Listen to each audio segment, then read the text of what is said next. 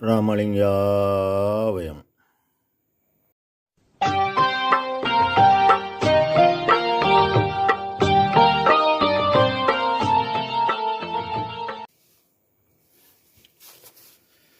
அருட்பெரும் ஜோதி அருட்பெரும் ஜோதி தனிப்பெரும் கருணை அருட்பெரும் ஜோதி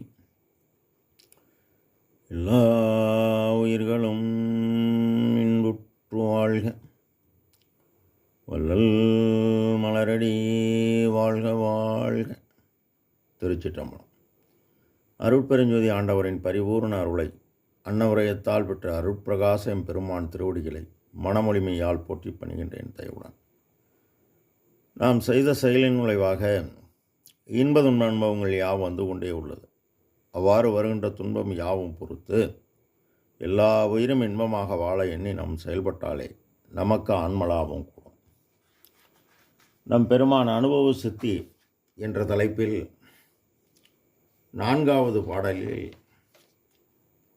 கூறுக எந்தாய் சிவகாம கொடியில் வெள்ளை ஏறுக எந்தாய் என்னை ஈணுக எந்தாய் மெய் இலங்கு திருநீர் உகந்தாய் உலகமெல்லாம் தலைக்க நிமிர் சடைமேல் ஆறுக எந்தாய் மண்டில் ஆட்டுக எந்தாய் என்னை ஆண்டவனே என்று நம் பெருமான் 4வது பாடலில் அனுபவ சக்தியில் பதிவு செய்கின்றார். என்னை ஆண்டவனே, நம் பெருமானை அருஜோதி தெய்வம் ஆண்டு கொண்டது. காரணம், இந்த ஞான மார்க்கமாகிய அறிவு மார்க்கத்தை உலக மக்களுக்கு அறிவித்து உலக மக்கள் எல்லோரும் ஏறாநிலைமிசை ஏற்றி எல்லாமுள்ள தனித்தலைமை பெரும்பதி ஆகிய இறைவனை நம் பெருமான் அடைந்தது போல் அடைய வேண்டும். அதற்காக நம் பெருமானை அருட்பெருஞ்சோதி ஆண்டவர் வருவிக்க விட்டார். இதை உரைநடை பகுதி சிருஷ்டி நியாயம் என்ற தலைப்பில் இதுவரை சொல்லப்படாத பரமாகாச மனாதி, அந்த பரம ஆகாசத்திற்கு காரணமான பரம ஆகாச சொருபராகிய கடவுள் அனாதி. அனாதியாகிய ஆகாசத்தில் காற்றும் அனாதி. அனாதியாகிய ஆகாசத்தில் காற்று எப்பாடைய அனாதியோ அதுபோல் அனாதியான வெளியில் அருள் சக்தியும் அனாதியாய் இருக்கின்றது என்று தெளிவுபடுத்தி அண்டத்தில் சிகரமாகவும் நின்று அந்த பேர் ஒளி இயக்க பகரமாகிய பேராற்றலாகிய அந்த காற்று இயங்குகிறது. அதுபோல் பிண்டமாகிய இந்த உடம்பில் ஆன்ம ஒளியாகி அகரமாகி நின்று இயக்க உகரமாகி இந்த ஜீவன் பூமியில் உள்ள காற்றை ஜீவித்து வாழ்கிறது.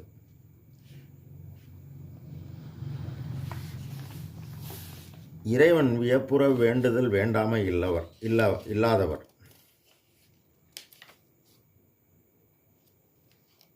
அதுபோல சி என்பது ஒளி இயக்கம், வாய் என்பது காற்றின் இயக்கம், கொடி என்பது அனுபவம். வெள்ளை ஏறுக எந்தாய், வெள்ளை ஏறுக எந்தாய்.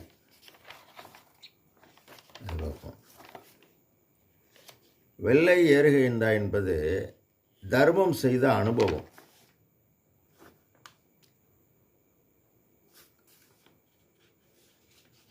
தர்மம் செய்யக்கூடிய அனுபவம்.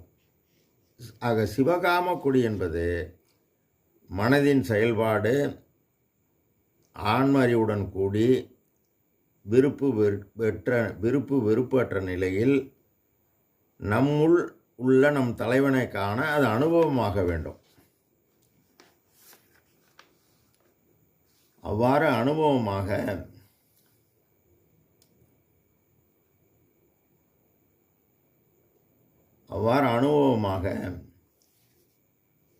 இந்த காற்றின் இயக்கமாகிய செயல்பாடு அறம் பாவம் எனவும், அறம் மரம் எனவும், நல்வினை தீவினை எனவும், புண்ணிய பாவமாகவும், இன்ப துன்ப அனுபவமாகும் நம் செயல்பாட்டுக்கு ஏற்ப அது மாறுபடுகிறது.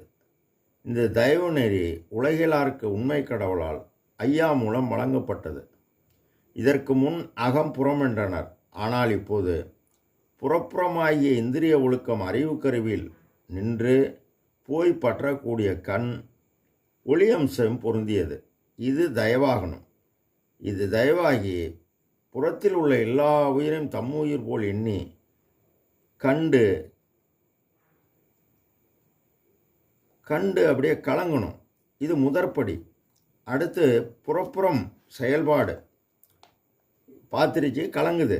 புறமாகிய மனம் புறப்புறமாகிய கண் கண்டதற்கு மனம் செயல்பாடாகி அகத்தில் தன் உள்ள தலைவனை காண மனதை புருவமத்தில் நிற்கச் செய்து புறத்தில் ஜீவகாருண்யம் செய்ய வேண்டும். புறத்தில் ஜீவகாருண்யமும் அகத்தில் புருவநித்தி வழிபாடும் ஒளிநெறி வழிபாடும் செய்ய இது கரண ஒழுக்கமாயிடும். இப்பொழுது இந்திரியமும் கரணமும் சரியாகும் பொழுது அகப்புறம் ஆகிய ஜீவனில் ஜாதி பேதம், மதபேதம், சமய பேதம், சாத்திர பேதம், ஆச்சார பேதம், சங்கற்ப பேதம், இது எண்ணற்ற பேதங்களெல்லாம் நீங்கி எல்லா உயிரும் ஒன்று என்ற உரிமை உணர்வு ஏற்படும் போது பிற உயிரின் துன்பம் கண்ட போதாயினும் கேட்ட போதாமனும் அகமாவிய ஆன்மா நெகிழ ஆரம்பித்து விடும். அப்படி நெகிழ ஆரம்பிக்க புறப்புறத்தில் ஜீவகாருண்யமும் புறத்தில் மனதை சிற்றபையில் நிறுத்தி நமது சிறுமையை பெருமானிடம் எண்ணி, அதாவது சிவகாம கொடியில் காற்றின் இயக்கம், ஒளி இயக்கம், விருப்பற்ற நிலையில் கொடி என்பது வெள்ளை வாகனம் என்பார், தர்மம் என்பார். ஆக தர்மத்தின் மீது நாம் செயல்பட தர்ம செயல்கள் செய்ய இதனைத்தான் பெருமான் கூறுவார். அரங்காதல் செய்தேனை ஆண்டு கொண்டு அருட்பெருஞ்சோதியாய் ஆடும் மலகரெனவும் ஈரமும் அன்பும் கொண்டு இன்னருள் பெற்றேன் அப்படி என்பார். என்னை ஈணுக எந்தாய். இறைவன் பரிபூர்ண அருளை பெறுதல். இந்த அருளை உலகிலார் எவ்வாறு பெற வேண்டுமென அனைத்தும் துன்பிலா இயலளித்து எண்ணிய அனைத்தும் தரும் அருட்பெரும் ஜோதி என கூறி ஜீவகாருண்ய ஒழுக்கம் 3 பகுதி உரைநடையாக வழங்கியுள்ளார். எவ்வாறின் இறைவனை பெற்றாரெனில் தயவை கொண்டு தயவை பெறுதலும் என்கின்றார். மெய்யிலங்கு திருநீறு உகந்தளித்தாய். திருநீறு என்பது என்றும் அழியாத மெய்ப்பொருள். நம்மளிடமிருந்த அவிச்சையை நீக்கி யான் எனது நீக்கி நல்வினை தீவினை நீங்கி மலமைந்தும் வென்று நாத விந்து வென்று பரநாத மேல் துளங்கும் என்றும் நிலைத்த உண்மை கடவுளை பெரும் சுகவெளியில் நம் பெருமான் கண்டதால் இயற்கை உண்மை கடவுள் என்றும் அழியாத நீரு என்பது அருட்செல்வத்தை அவரே விரும்பி இவருக்கு வழங்கினார். உலகமெல்லாம் தலைக்க நிமிர் சடைமேல் ஆறுக எந்தாய் மணிமன்றில் ஆட்டுக எந்தார். நிமிர் சடை மேல் ஆறுக பரமாசம் அனாதி, அதற்கு காரணமான கடவுள் அனாதி. 6 பாதை எவ்வாறு அடைவதெனில் இறைவன் தன் உள்ளார்.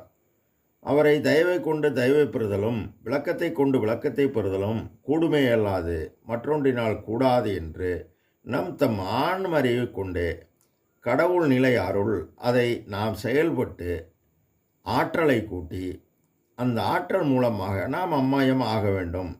அதனால்தான் பெருமான் உன்னைப்பார் உன்னுள்ளே என்னைப்பார் என்கின்றார்.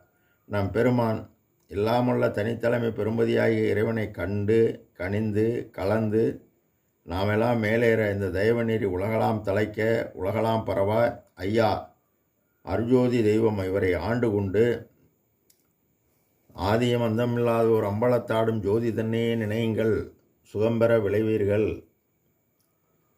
நீதி கொண்டு உரைத்தேன் நீவிரலாம் மேலேறும் வீதி மற்றைய வீதிகள் கீழ்ச்செல்லும் வீதி எனவும் இந்த மணிமன்றம் ஆட்டுக எந்தாய் அருளொளி அடைந்தனை அருளமுது இன்றனை அருளரசு ஏற்றுக என்று அருளிய சிவமே என்பார்.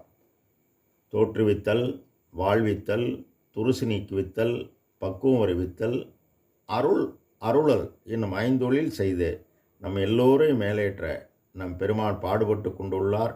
அவர் கூறியபடி நாம் செயல்பட்டால் நாமும் மேலேறலாம். ராமலிங்கா அபயம். திருச்சிற்றம்பலம்.